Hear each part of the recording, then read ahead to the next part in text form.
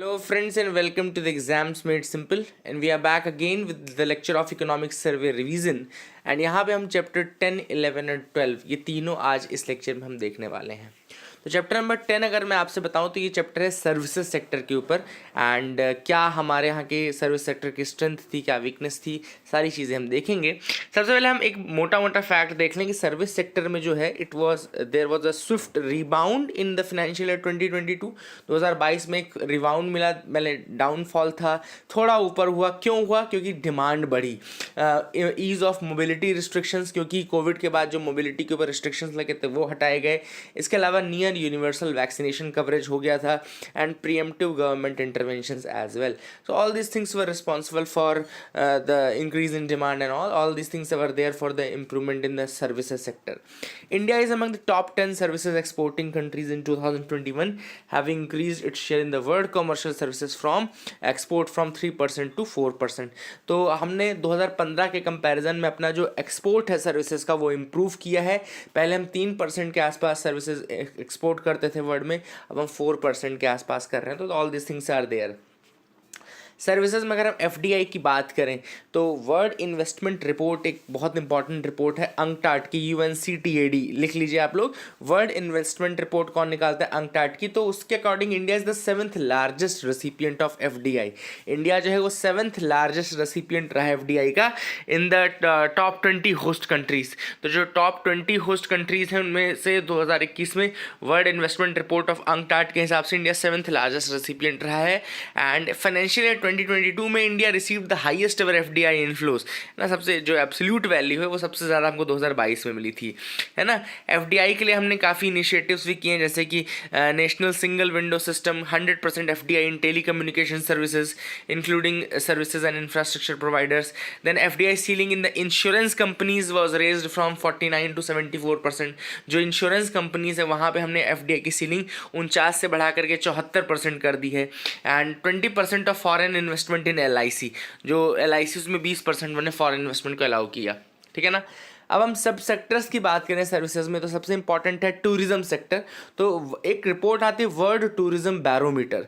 World Tourism Barometer किसकी report है? United Nations World Tourism Organization की रिपोर्ट है. UNWTO यानी कि United Nations World Tourism Organization, इसने वर्ल्ड टूरिज्म बैरोमीटर निकाली थी. एंड इसमें उसने बताया कि किस तरीके से टूरिज्म सेक्टर एक रोबस्ट परफॉर्मेंस दे रहा है. इंपॉर्टेंटली इंडिया का मेडिकल टूरिज्म जो है, India is ranked 10 out of 46 countries in the world for medical tourism index. तो वर्ल्ड मेडिकल टूरिज्म इंडेक्स कौन निकालता है? मेडिकल टूरिज्म एसोसिएशन करके है वो निकालता है. उसके अकॉर्डिंग इंडिया 46 में से टॉप 10 में था. मेडिकल टूरिज्म क्यों इंडिया में ज़्यादा बेहतर है? कि because of the presence of world class hospitals, skilled medical professionals, superior quality of health care, low treatment cost, credibility in alternative systems of medicine and increased global demand. all these things are there. इसके अलावा एक और index निकलता है real estate related. Real estate का मैं आपको बता दूं, JLL निकालता है global real estate transparency index. याद रखिएगा, global real estate transparency index कौन निकालता है? JLL, एक ग्रुप है JLL, वो निकालता है. और इंडिया का रियल स्टेट मार्केट जो है उसकी ट्रांसपेरेंसी जो है it is among the top 10 improve markets में, है ना. तो वर्ल्ड के टॉप 10 ट्रांसपेरेंसी जो रियल स्टेट में होनी चाहिए वो इंडिया में है global real estate transparency index के अकॉर्डिंग. आईटी सेक्टर की अगर हम बात करें तो कोविड के बाद रेजिलियंस देखने को मिला. नेस्कॉम की रिपोर्ट आती है, उसके अकॉर्डिंग इंडिया का जो आईटी और बिजनेस प्रोसेसिंग सिस्टम है, उस मैनेजमेंट सिस्टम है, उसमें हमको रेजिलियंस देखने को मिला आईटी सेक्शन में. और ऑब्वियसली बात है सारा वीडियो कॉन्फ्रेंसिंग के माध्यम से, वर्क फ्रॉम होम के माध्यम से सही चल रहा है ना. एंड इसके अलावा accelerated technology adoption, digital transformation काफ़ी ज़्यादा हुआ है. काफ़ी एम्प्लॉयमेंट जनरेशन भी हुआ है. Industry has recorded 10% estimated growth in the direct employment, है ना, फाइनेंशियल ईयर 2022 में. ई कॉमर्स सेक्टर की अगर हम बात करें तो e commerce witnessed a renewed push and sharp increase in the penetration after the math of pandemic के बाद हमको ई कॉमर्स में एक रिन्यूड पुश देखने को मिला, एक बढ़ोतरी देखने को मिली है. There has been a sharp increase. Growth की अगर हम बात करें तो ग्लोबल पेमेंट्स रिपोर्ट एक रिपोर्ट है, कौन निकालता है? वर्ल्ड प्ले FIS निकालता है. वर्ल्ड प्ले FIS निकालता है global payment report, world play FIS वो उसको निकालता है. तो इंडिया का ई कॉमर्स मार्केट जो है it is projected to do impressive explosive gains and grow at 18% annually through 2025. 2025 तक ये 18% की ग्रोथ देगा, ऐसा global payments report by word play FIS के रिपोर्ट के अकॉर्डिंग है, ठीक है ना। तो all this things are important, I hope you will remember that. And emerging sectors में fashion, grocery, general merchandise sector, ये nearly 2/3 of the Indian e commerce को कवर कर लेंगे, तो ऐसा कहा जा रहा है। अब हम डिजिटल फिनेंशियल सर्विसेज की बात करें तो डिजिटल फिनेंशियल सर्विसेज काफ़ी ज़्यादा ग्रो करी हैं इंडिया में, और इसका सबसे बड़ा इम्पैक्ट ये पड़ा है कि इससे फाइनेंशियल इंक्लूजन बढ़ा है, एक्सेस डेमोक्रेटाइज हुई है, and personalisation of products improvement हुआ है। ग्रोथ ड्राइवर्स की अगर हम बात करें कि क्यों फाइनेंशियल सर्विसेज ग्रो कर रही हैं, तो जन आधार हो गया, जैम ट्रिनिटी हो गया, UPI हो गया, ये सब चीज़ों ने काफ़ी ज़्यादा बढ़ोतरी की। फिनटेक जो फाइनेंशियल टेक्नोलॉजीज आई हैं उन कारण से काफ़ी डेवलपमेंट हुआ है। फिर एक टॉपिक था नियो बैंक्स का, तो नियो बैंकिंग सेक्टर भी राइज कर रहा था, इसलिए नियो बैंक्स के बारे में जानना ज़रूरी था। तो नियो बैंक्स जैसा कि आप यहाँ देख पा रहे हैं, they are new age banks without any physical location, they are present entirely online. Neo banks क्या है? न्यू एज बैंक्स हैं जिनके कोई फिजिकल लोकेशन नहीं होती, they are present entirely online, they provide digital mobile first financial solutions for payment, mobile transfers, money transfers, lending and more. They allow customers to make deposits and withdraw money. They offer debit cards, investment facilities, and more. They even provide credit and lending services. However, most neobanks do not have a banking license and cannot operate standalone. तो इसमें neo banks में दिक्कत ये होती है बस कि इनका बैंकिंग लाइसेंस नहीं होता, इसलिए ये स्टैंड अलोन ऑपरेशन नहीं कर सकते, एंड ये most of them basically partner with the licensed bank. तो अब आपको लगेगा लाइसेंस नहीं तो कैसे कर रहे हैं, ये they are partnering with the licensed banks, उनके साथ पार्टनरिंग करते हैं, और ये ज़्यादातर ये ऑनलाइन होते हैं, इनका फिजिकल ऐसे नहीं होता है, इसमें प्रेजेंस होता है, ठीक है ना। तो ये आप याद रखिएगा, and I hope you will remember that as well. Central bank digital currency एक डिजिटल करेंसी के रूप में इशू किया गया बाय द सेंट्रल बैंक, ये भी आपको पता होगा, एंड डिजिटल रुपी एक पायलट प्रोजेक्ट के रूप में 1 नवंबर 2022 को स्टार्ट किया गया है रिजर्व बैंक ऑफ इंडिया के द्वारा।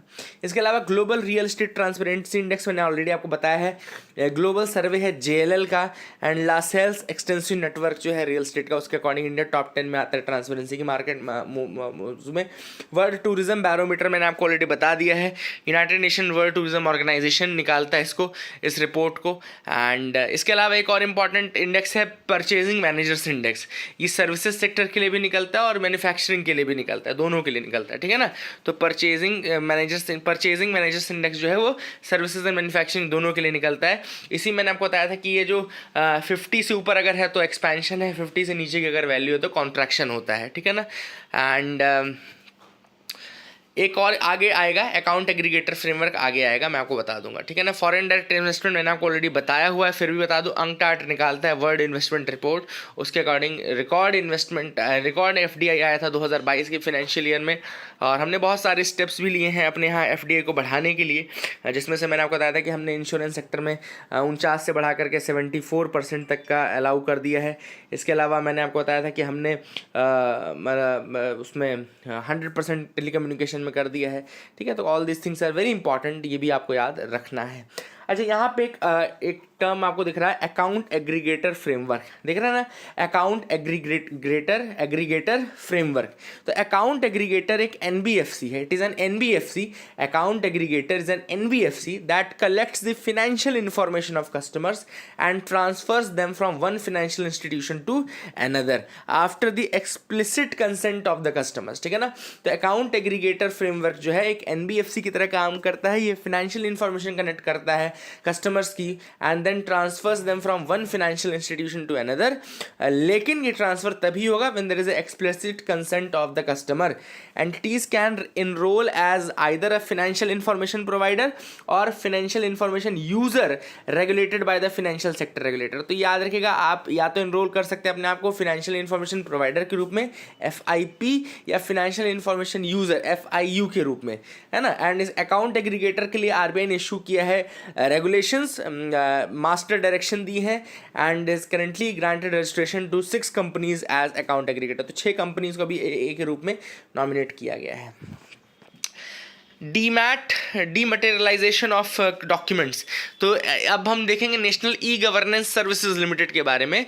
अब ये डिमांड की गई थी by insolvency and bankruptcy board of India and with the support of department of financial services has introduced the digital document execution platform. एक डीडीई प्लेटफॉर्म बनाया जा रहा है। डीडीई मतलब कि डिजिटल डॉक्यूमेंट एग्जीक्यूशन प्लेटफॉर्म, जो क्या करेगा, it will digitise the documents, agreements, execution steps including submitting information, accommodating any document format, consent based processes, digital payment and e-stamping, पूरा का पूरा डिजिटल प्रोसेस किया जाएगा। जो कि आपका अकाउंट रिलेटेड है, फिनेंशियल अकाउंट रिलेटेड है, ये आपका डिजिटल डॉक्यूमेंट एग्जीक्यूशन होगा। पूरा जो डॉक्यूमेंटेशन है वो डिजिटल फॉर्म में होगा। एंड ये जो डीडी प्लेटफॉर्म रहेगा, it will eliminate the need of physical presence and manual execution, है ना, तो ये सब हट जाएगा। तो all this things are there also. Services का ओवरऑल अगर मैं बताऊं तो रियल एस्टेट में 50% ग्रोथ देखने को मिली 21 से 22 के बीच में। जेएलएल का सर्वे हुआ। टूरिज्म एंड होटल इंडस्ट्री में ग्रोथ देखने को मिली है। आईटी और बीपीएम में, बिजनेस प्रोसेस मैनेजमेंट में भी आपको ग्रोथ देखने को मिली है। एंड ई कॉमर्स में ग्रोथ देखने को मिली है। 18% तक हम 2025 तक ग्रो कर सकते हैं। डिजिटल फाइनेंशियल में आपको डिजिटेक में ग्रोथ देखने को मिली है। अगला चैप्टर है 11th चैप्टर, जो कि है एक्सटर्नल सेक्टर। क्या क्या चीज़ें हैं इंपॉर्टेंट हम देख लेते हैं। सबसे पहले let's come to this part, है ना, यहाँ पे आपको थोड़ा सा कुछ एक सिनॉप्सिस टाइप का मिल जाएगा। तो सब हमारा मर्चेंडाइज एक्सपोर्ट जो था लगभग वो 332.8 बिलियन यूएस डॉलर का था, है ना। And India has diversified its market. हमने अपने मार्केट को काफ़ी डाइवर्सिफाई किया है। And we have increase the export to Brazil, South Africa, Saudi Arabia. तो अब देख सकते हैं वेराइटी देखिए, ब्राज़ील साउथ अमेरिकन कंट्री है, साउथ अफ्रीका एक अफ्रीकन कॉन्टिनेंट की कंट्री है, सऊदी अरेबिया मिडिल ईस्ट और इधर साइड पर्शियन गल्फ वाले रीजन में आता है। तो हमने काफ़ी डाइवर्सिफाई किया है अपने एक्सपोर्ट मार्केट को ही, ठीक है ना। अब हमने 2 इंपॉर्टेंट एग्रीमेंट्स किए हैं जो कि बहुत ज़्यादा इंपॉर्टेंट है, लिख लेना। CEPA with UAE and ECTA with Australia. हालांकि आगे ये और डिटेल में आएगा, लेकिन आप इसको याद रखिएगा। CEPA यूपीएससी पूछा हुआ है, 2 बार पूछ चुका है। जैसे BTIA हुआ था यूरोपियन यूनियन के साथ, तो वो पूछा था, है ना, BTIA किसके साथ हमने किया। तो इसी तरीके से CEPA अगर पूछे तो UAE के साथ, और ECTA अगर पूछे तो ये ऑस्ट्रेलिया के साथ हमने किया है। इंडिया लार्जेस्ट रेसिपिएंट रहा है रेमिटेंस का in the world by receiving $100 billion in 2022। 2022 में हमने $100 बिलियन रेमिटेंस के रूप में लिया है। ये हाईएस्ट है। And they are the second major source of external financing after the service export. Service export के बाद ये second largest source of external financing है, ठीक है ना। फॉरेक्स रिजर्व भी हमारा बहुत ज़्यादा था, लगभग 9.3 मंथ्स का फॉरेक्स रिजर्व हमारे पास है। India is the 6th largest foreign exchange reserve holder. पूरे वर्ल्ड का हम 6th largest forex reserve holder हैं। And that is the thing which is there, है ना। टॉप रेमिटेंस मैंने आपको ऑलरेडी था, इंडिया जो था $100 बिलियन हमको मिला, टॉप पे थे। उसके बाद मैक्सिको आता है, फिर चाइना आता है। अगर पूछा आपसे यूपीएससी टॉप 3 में तो आप बता सकते हैं। पाकिस्तान तो और नीचे देखो, है ना। तो याद रखिएगा India, Mexico, China, Philippines, Egypt, ये टॉप 5 याद रखना। India, Mexico, China, Philippines, Egypt, है ना। एंड पाकिस्तान, बांग्लादेश से ज़्यादा है। मेजर FDI हमारे इंडिया में कहाँ से आया ये भी मैं आपको बता दूं। FDI जो हमारे यहाँ पे आया है, फॉरेन डायरेक्ट बाहर का जो FDI है, वो हमारे यहाँ सबसे ज़्यादा सिंगापुर से आया है 37%, फिर मॉरिशियस से आया है, फिर UAE से आया है, फिर USA से आया है। सिंगापुर सबसे ज़्यादा, फिर मॉरिशियस, फिर UAE और USA से आया है, ठीक है ना। फॉरेक्स रिजर्व मैंने आपको बताया कि सबसे 9.3 मंथ के लगभग था। 6th लार्जेस्ट फॉरेक्स होल्डर है इंडिया, है ना। कुछ टर्म्स है जैसे फ्री ट्रेड एग्रीमेंट। तो फ्री ट्रेड एग्रीमेंट होता है 2 या 2 से ज़्यादा कंट्रीज के बीच में। They agree on certain obligations that affect trade in goods and services and protections for investors, है ना। रेमिटेंस हम सबको पता है कि कोई अगर बाहर है और वो ट्रांसफ़र कर रहा है पैसा ओवरसीज से, तो वो रेमिटेंस के रूप में आता है। ये सब चीज़ आपको पता है। फॉरेन ट्रेड पॉलिसी में कुछ हमने चेंजेस किए हैं अभी रिसेंटली। तो फॉरेन ट्रेड पॉलिसी का जो फोकस है that is to provide a framework of rules and procedures for exports and imports and set of incentives for promoting exports, ठीक है ना। तो एक्सपोर्ट्स प्रमोशन करने के लिए हमने फॉरेन ट्रेड पॉलिसी, ऑब्वियस बात है, हमारा फोकस एरिया है। टाइम फ्रेम जो था फॉरेन ट्रेड पॉलिसी का, वो पहले 15 से 20 तक था, फिर उसको 20 से एक्सटेंड करके 2022 तक किया गया। Now this policy has been extended till March 2023, March March 2023 तक बढ़ा दिया गया था। देन कैपेसिटी बिल्डिंग की अगर हम बात करें तो एक्सपोर्ट प्रिपेयर्डनेस इंडेक्स आता है। कैपेसिटी बिल्डिंग में एक्सपोर्ट प्रिपेयर्डनेस इंडेक्स लिख लेना आप लोग। एक्सपोर्ट प्रिपेयर्डनेस इंडेक्स कौन निकालता है? नीति आयोग निकालता है। इसको इंट्रोड्यूस किया गया है to evaluate states potentials and capacities, ठीक है ना, इसको याद रखिएगा। यूएई और ऑस्ट्रेलिया के साथ जो हम बात करते हैं सीईपीए, तो सीईपीए का फुल फॉर्म है कॉम्प्रिहेंसिव इकोनॉमिक पार्टनरशिप एग्रीमेंट। हमने यूएई के साथ क्या किया है? Comprehensive economic partnership agreement. और ऑस्ट्रेलिया के साथ हमने किया है economic cooperation and trade agreement, ECTA, economic cooperation and trade agreement 2022 में साइन हुआ है। ये भी आप याद रख सकते हैं। I hope you will remember. Major exports जो है हमारे, उनके आइटम है machinery, transport and metal infrastructure सबसे ज़्यादा, then mineral fuels and lubricants, agriculture allied products, chemicals and gems in jewellery. Major imports में हमारे हैं petroleum oil and lubricants, capital goods, non ferrous minerals, chemical and pearls, precious, semi precious stones. Major import sources जो हम सबसे ज़्यादा import हमने किससे किया है? तो हमने चाइना से सबसे अधिक इंपोर्ट किया है, फिर यूएई से, फिर यूएसए से, फिर सऊदी से एंड रशिया से। मेजर एक्सपोर्ट डेस्टिनेशन हमारी रही है यूएसए, फिर यूएई, फिर नीदरलैंड, फिर चाइना, फिर बांग्लादेश। याद रखिएगा। एक्सटर्नल डेट सिचुएशन की बात करें तो डेट टू जीडीपी रेशियो अगर हम देखें तो डेट टू जीडीपी रेशियो हमारा फेल हुआ है। याद रखिएगा, इट हैज़ फेल टू 19.2%, है ना। पहले लगभग 20% के पास था, अब 19.2% है। शॉर्ट टर्म डेट हमारी जो है is in the form of trade credit to finance imports. All this things are there, I hope you will remember that. अब एक क्वेश्चन आप देख सकते हैं, which of the following countries is the major export destination? China, Bangladesh, Sri Lanka and USA. आप देख लीजिए, China, Bangladesh, Sri Lanka, USA में कौन सी मेजर एक्सपोर्ट डेस्टिनेशन? तो एक्सपोर्ट डेस्टिनेशन हमने देखा USA, UAE, Netherland and China. तो यहाँ पे चाइना आ जाएगा सबसे ज़्यादा। Arrange the following from highest to lowest FDI sources. FDI मैंने आपको कहा था सिंगापुर से सबसे ज़्यादा आया था, फिर मॉरिशियस से आया था, तो 3 और 1 तो आएगा ही आएगा, तो सी इसका आंसर हो जाएगा, है ना। आ जाते हैं चैप्टर नंबर 12 में, जो है physical and digital infrastructure lifting potential growth. तो यहाँ पे हम बात कर लेते हैं पहले समरी की। पब्लिक प्राइवेट पार्टनरशिप, पहला तो है प्रिंसिपल अप्रूवल दिए गए हैं लगभग 26 प्रोजेक्ट्स को, जिनकी कॉस्ट लगभग 57,870 करोड़ है अंडर द VGF, यानी कि जो आपका वायबिलिटी गैप फंडिंग है स्कीम, उसके अंतर्गत ये दिया गया है 2014-15 से 22-23 के बीच में। आगे क्या है VGF हम इसके ऊपर बात करेंगे, लेकिन इसमें इतने अप्रूवल दिए गए 14-15 से लेकर के 2022-23 तक, ठीक है ना। IIPDF स्कीम में लगभग 150 करोड़ का आउटलेट नोटिफाई किया गया था गवर्नमेंट के द्वारा 2022 में।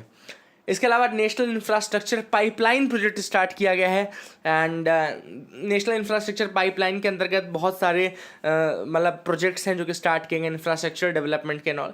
नेशनल मोनेटाइजेशन पाइपलाइन भी स्टार्ट किया गया था, जिसमें कि मैंने बताया था कि जो अनयूज्ड या सेमी यूज्ड पब्लिक स्पेसेस है उनको बिल्कुल मोनेटाइज किया जाएगा, है ना। All these things will be there. Gati Shakti आपको पता है स्कीम स्टार्ट की गई है मास्टर प्लान के रूप में, जिसमें कि काफ़ी ज़्यादा इंफ्रास्ट्रक्चर प्रोजेक्ट्स को बहुत ज़्यादा तेज़ी से और लॉजिस्टिकल एफिशिएंसी के साथ डेवलप किया जाएगा। हमारी मल्टी मॉडल कनेक्टिविटी को और लॉजिस्टिकल एफिशिएंसी को बढ़ाने के लिए ही ये प्रोजेक्ट स्टार्ट किया जा रहा है, ठीक है ना, इसको याद रखिएगा। इसके अलावा इंडिया की लॉजिस्टिक्स को हमको ग्लोबली कम्पिटिटिव बनाना है, चाइना के कंपैरिजन में अच्छा करना है। किसान रेल से स्टार्ट किए गए हैं एंड पोर्ट्स की कैपेसिटी को डबल किया जा रहा है ना। और इनलैंड वेसल्स एक्ट 2021 लाया गया था, ये भी लिख लो, इनलैंड वेसल्स एक्ट 2021 लाया गया था, which replaced 100-year-old act to ensure hassle free movement of vessels promoting inland water transport. Inland water transport को प्रमोट करने के लिए रिसेंटली इनलैंड वेसल्स एक्ट 2021 लाया गया था। यूपीआई बेस्ड ट्रांजैक्शंस लगभग 121% की ग्रोथ देखने को मिली, है ना। एंड टेलीफोन एंड रेडियो में भी हमको ज़्यादा ग्रोथ देखने को मिली। प्रसार भारती ने काफ़ी ज़्यादा ब्रॉडकास्टिंग और न्यूज़ में बढ़ोतरी देखने को मिली है। All this things are there, ये तो इतना इंपॉर्टेंट नहीं है। हाँ, जैसे हमने एआई के यूज़ से भी बहुत सारी चीज़ें देखा, जैसे भाषिनी, लैंग्वेज बैरियर को ख़त्म करने के लिए हमने एक टूल बनाया है भाषिनी। याद रखिए कि भाषिनी टूल जो है वो लैंग्वेज बैरियर को दूर करने के लिए बनाया गया है, ठीक है ना। And all this things are there. इसके अलावा प्रधानमंत्री किसान ऊर्जा संरक्षण एवं उत्थान महाअभियान, PM कुसुम जो है, प्रधानमंत्री किसान ऊर्जा सुरक्षा एवं उत्थान महाअभियान, तो basically it aims to provide energy and water security. ये क्या एम करता है? To provide energy and water security, dieselise the farm sector, dieselise the farm sector and generate additional income for farmers by promoting solar power. तो solar power को promote करके तो farm sector को डीजलाइज करना है और एनर्जी सिक्योरिटी भी provide करनी है एंड वाटर सिक्योरिटी भी। तो इसके अंतर्गत बेसिकली दो चीज़ें हैं। तो सोलर पार्क स्कीम है इसके अंदर, है ना, जो कि नेसेसरी इंफ्रास्ट्रक्चर प्रोवाइड करेगा power for generating the solar power and all, and hydro power purchase obligation, है ना। उसके बाद ये भी है इसके अंतर्गत इनिशिएट किया गया है। और पीएम कुसुम के अंदर मोटर पंप्स तो दिए गए हैं, उनके जनरेट करने के लिए फिर सोलर एनर्जी भी दी गई है, ठीक है ना। तो ये भी एक इंपॉर्टेंट है, दो कंपोनेंट है। एक इंपॉर्टेंट बॉडी के बारे में बता दो, India investment grid. India investment grid क्या है? It is an interactive and dynamic national web portal. ये interactive and dynamic national web portal है which showcases information on investable projects across India. Bharat के कौन से इन्वेस्टेबल प्रोजेक्ट्स हैं उनकी detail India investment grid में आती है, ठीक है ना। एंड आई बेसिकली ये एक इनिशिएटिव है department of industry policy and promotion, डिप, हालांकि DPIIT बोलते हैं इसको अभी, तो ये लिखिएगा, एंड मिनिस्ट्री ऑफ कॉमर्स के अंतर्गत ये आता है, उसका ये है।